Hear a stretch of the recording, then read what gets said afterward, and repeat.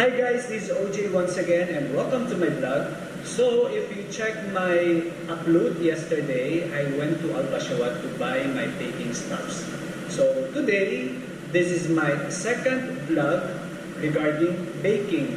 Nakabili ako kahapon ng mga gamit for baking and today, magbe-bake ulit ako ng banana cake. So actually, I bake a banana cake but hindi ko siya binlog.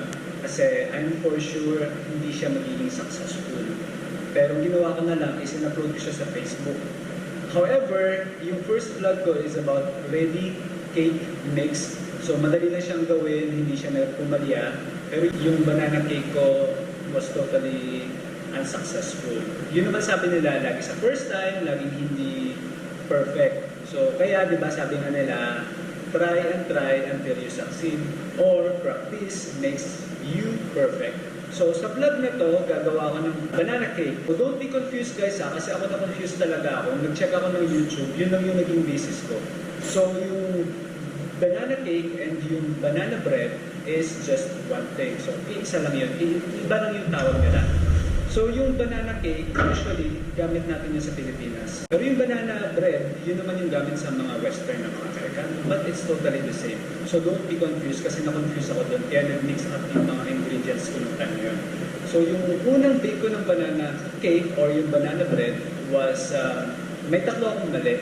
Una is overheat yung kalan, ay yung oven ko.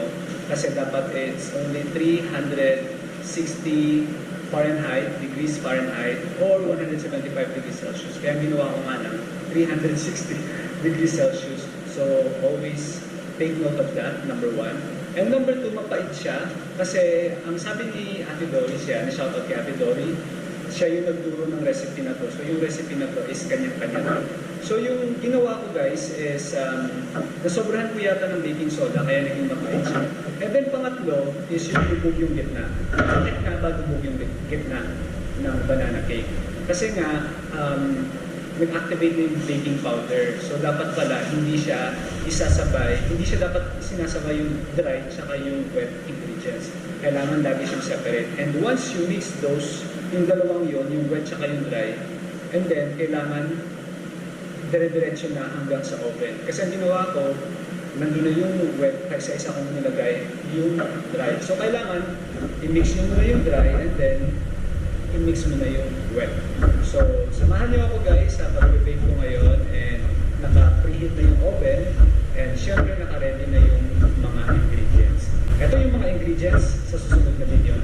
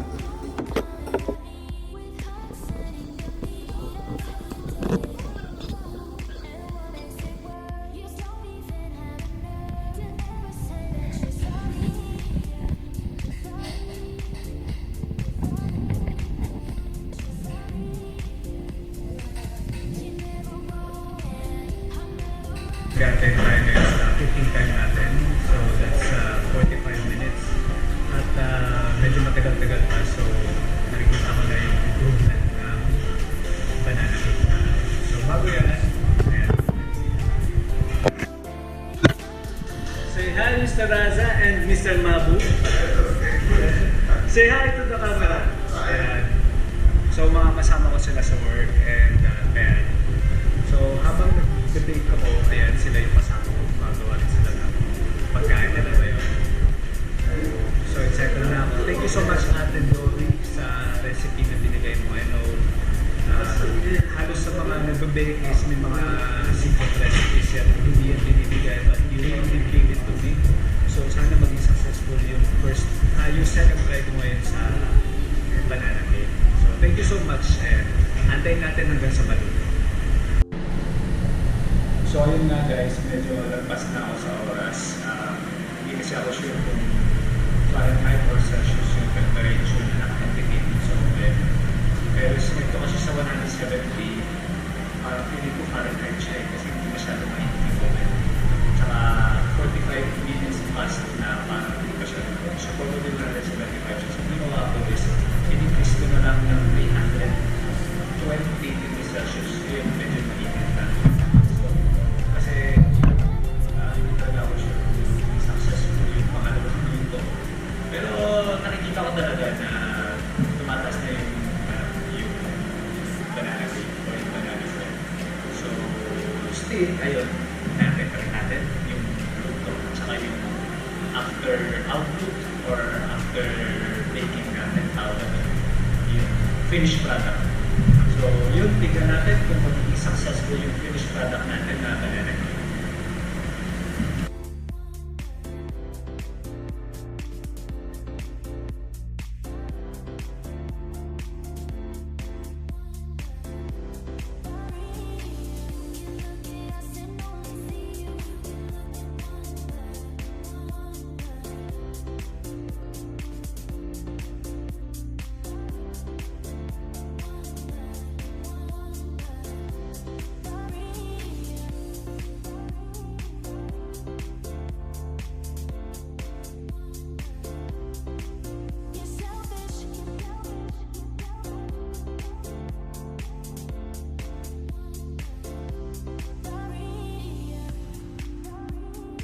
Thank you so much guys for watching this video, and ayun nga, naging successful naman so far in spite of all the challenges na nangyari habang pinibake ko yung banana cake.